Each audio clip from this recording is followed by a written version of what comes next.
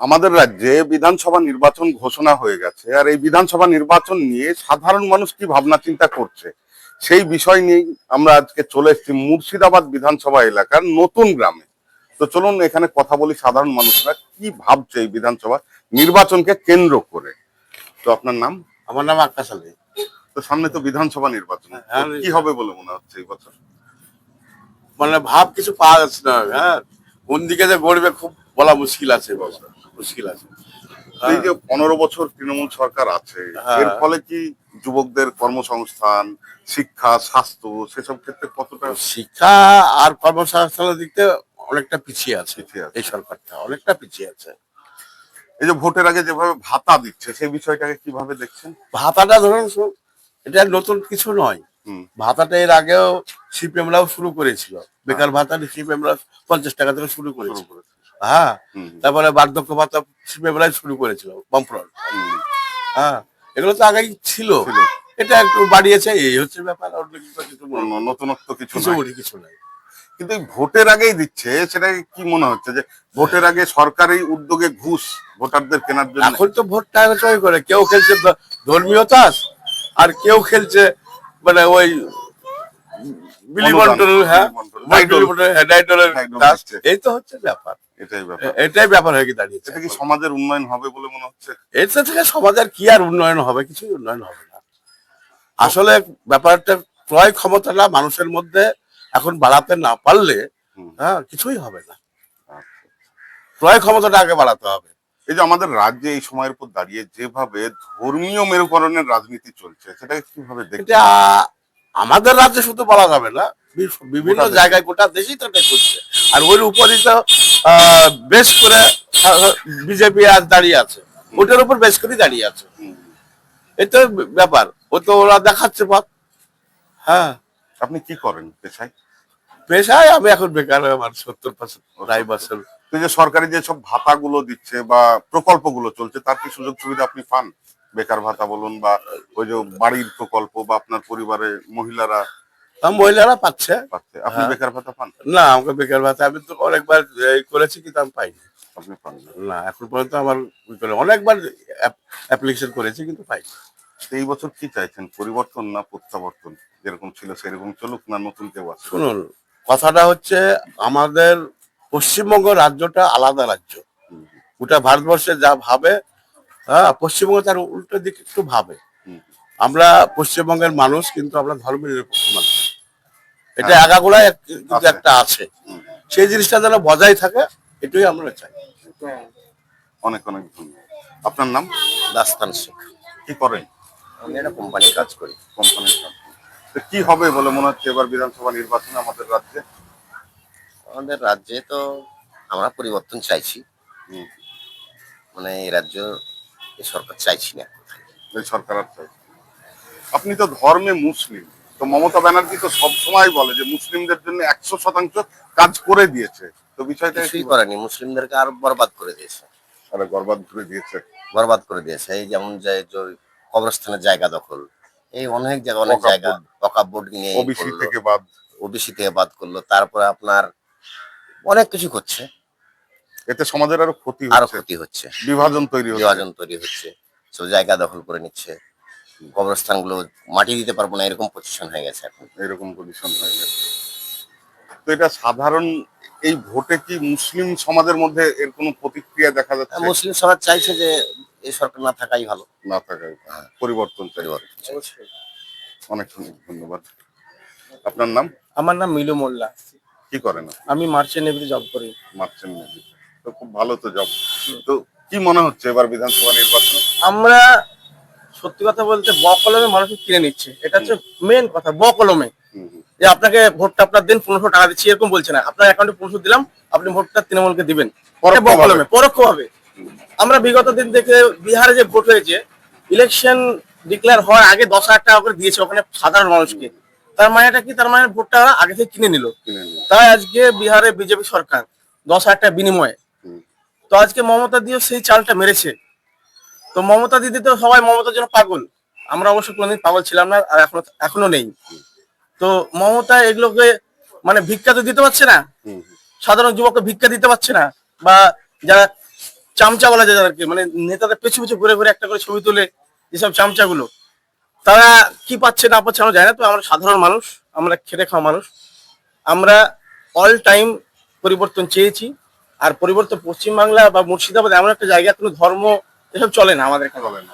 পাশাপাশি হিন্দু মুসলিম খ্রিস্টান সবাই চা খায়, এখানে কোনো ধর্মের মেরুকরণ চলে না।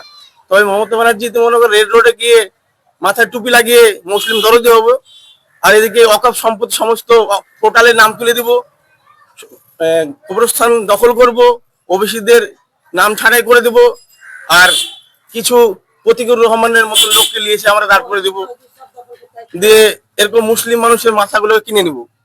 আর মুসলিম গুলো মাথা কিনে নিয়েছে, একটা আছে আমাদের কলকাতা বন্দরের লোক ফিরাদ হাকিম, উনি দাদা তো মুসলিমের বড় লিডার। কিন্তু আজ হুমায়ুন কবিরকে, আমি হুমায়ুন কবিরকে পরোক্ষভাবে বা আমি নিজে পার্সোনাল সাপোর্ট করি, কারণ যে জিনিসটা ধ্বংস হয়ে গেছে সেই জিনিসটা পুনরুদ্ধার করেছে। আমি তাকে ভোট দিয়ে বা না দিয়ে তাকে পার্সোনাল ভাবে সাপোর্ট করছি যে হ্যাঁ একটা ভালো কাজ করেছে, যদি করতে পারে তবে ভালো কাজ। এবার ওটা নিয়ে যে রাজনীতি করে সেটা ভালো কাজ না, তবে করতে পারলে খুব ভালো কাজ। আর আমাদের এখানে বিগত 5 বছর ধরে আপনারা জানেন যে বিজেপির এমএলএ আছে। তো বর্তমানে আমার যা মনে হচ্ছে বিজেপি এমএলএই থাকতে পারবে না, আমাদের এখানে পরিবর্তন আসবে। তো ওই পরিবর্তন আসবে বলতে তৃণমূল জিতবে এটাও না। আমরা চাইছি আমাদের এখানে বিজেপি তৃণমূল বাদ দিয়ে অন্য একটা পার্টি আসুক, হ্যাঁ আসুক, যে কোনো দল আসুক, যারা মানুষের পাশে দাঁড়াতে পারবে, মানুষের কাছে যেতে পারবে। মানুষকে টাকা দিতে হবে না, মানুষের বিপদের সময় তার পাশে এসে দাঁড়াবে, এতটুকুই, পাশে দরকার নেই। আর আজকে দেখুন মমতা ব্যানার্জি কি বলছে, দুয়ারে স্বাস্থ্য, দুয়ারে স্বাস্থ্য, হোয়াট ইজ মিনিং দিস? কি বলতে চাইছে উনি? মুখ্যমন্ত্রী নিজের নাক কাটা গলা কাটা দরকার। এত বড় বড় হসপিটাল খরচ হয়েছে কিসের জন্য? কারা কে স্বাস্থ্যমন্ত্রীটা কে? উনি তো তাহলে স্বাস্থ্যমন্ত্রী উনি যদি হয়, তাহলে এই দুয়ারে সরকারের দুয়ারে স্বাস্থ্য কি দরকার? হসপিটাল নেই, হসপিটাল ঠিক করুন না। ওই তো একটা মাতৃ সদন পড়ে আছে, ওটা ঠিক করুন না। আর কি বলবো, এই সরকারের শুধুমাত্র হাইলাইট করছে যেগুলো না, এই হয়ে গেছে। মানে এখনকার যে হয়েছে, যখন চলছে ডিজিটাল ওয়ার, ফোনে ওয়ার, টুইটে ওয়ার, এটা হচ্ছে পশ্চিমবাংলাতে একটু চলে এসছে। উপর থেকে বলেছে সব কিছু পাগল আছে, ভক্ত আছে, যেমন মোদির অন্ধভক্ত আছে, চোখ বন্ধ করলে বলে মোদি মোদি মোদি। তো এখানে মমতারও অন্ধভক্ত আছে। তা আমরা পরিবর্তন চাই, আর পরিবর্তন হলেই আমার মনে হয় এই রাজ্যটার পরিবর্তন হবে। আর পরিবর্তন হলে আমাদের কর্মসংস্থান নাই, বিগত 15 বছর ধরে আপনি ভাগ্যবান যে আপনি অন্য জায়গায় ভালো জায়গায় চাকরি পেয়েছেন, কিন্তু আপনার প্রচুর বন্ধু বান্ধব আছে যারা এখনো ঢঙের কোনো কাজ পায়নি। আমাদের এখানে কর্মসংস্থান বলতে আমি যতদূর মনে করি, আমাদের এখানটায় কর্মসংস্থান বলতে গেলে সরকারি সেরকম কোনো কর্মসংস্থান দেখতে পাই না। বেশিরভাগই খেটে খাওয়া মানুষ, রাজমিস্ত্রি, রংমিস্ত্রি, বাড়ি পর্যায়ে শ্রমিক কাজ করে। আর যে কটা করে তারা অনেক কঠোর পরিশ্রম করেছে। তবে এই মমতার যুগে পায়নি, মমতার আমলে চাকরি পায়নি। পেয়েছে কিছু, সেন্ট্রাল গভর্নমেন্টে চাকরি পেয়েছে, আর বিগত কংগ্রেস সিপিআই আমলে কিছু চাকরি পেয়েছে। তাছাড়া মমতার আমলে আমাদের গ্রামে একটা চাকরি দেখতে পাই না। চাকরি দেখেছিস? চাকরি মমতার আমলে সবচেয়ে বেশি দেখেছি আমি ওই এসপি পুলিশ বুঝলেন, মানে ক্ষমতা এসপি, এসপিদের ক্ষমতা নিয়ে থাকে, নাম হচ্ছে সিভিক। ওদের এসপিদের মতো ক্ষমতা ওদের, কিন্তু নাম হচ্ছে সিভিক। তো এই সবই চাকরি দেখেছি, আর কোনো চাকরি আমি দেখিনি। আমি আপাতত আমি মাধ্যমিকে 2009 সালে পাস করেছি, তারপরে আমি সিভিক চাকরি পেতাম, আমি নিজেই করেছি। কারণ এটা কর্মসংস্থান বলুন বা এই ভাতা বলুন, এই সবগুলো কি আবার ভোটে ইস্যু হবে? সাধারণ মানুষকে ভোটে ইস্যু হবে মানে স্যার, এটা হচ্ছে, এটা করে দেখাচ্ছে। এই পথের পাঁচালী শুনিয়ে শুনিয়ে তো মানুষকে মানে ব্রেন ওয়াশ করার চেষ্টা করছে, বিভ্রাট করার চেষ্টা করছে মানুষকে।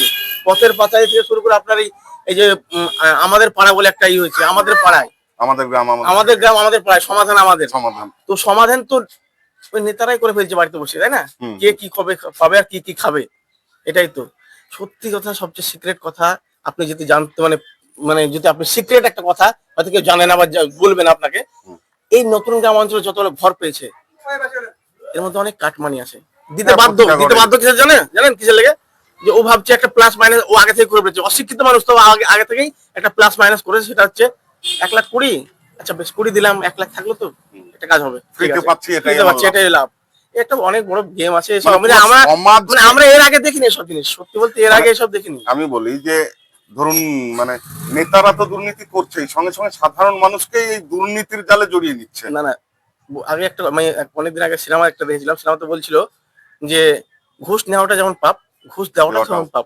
তো আমাদের এই যে সাধারণ মানুষ, এটা মানে ওরা হয়তো জানে না, ঘুষ নেওয়াটা মানে আমি ঘুষ নিচ্ছি, এটা একটা ঘুষের ব্যাপার হয়ে গেল না, যে আপনাকে আগে থেকে অ্যাকাউন্ট নাম্বার দিয়ে দিয়েছি, সব কিছু দিয়েছি, আপনি 20,000 টাকা আমাকে তুলে দিবেন, তুলে দেবে। এটা তো মানুষ উপায় নেই। আর এখন বর্তমানে এই করোনার পর থেকে মানুষের অর্থ সংকট অনেকটাই দ্রব্যমূল্য অনেক বেড়ে গেছে, পিছিয়ে সব গেছে। জিনিসের দরদাম।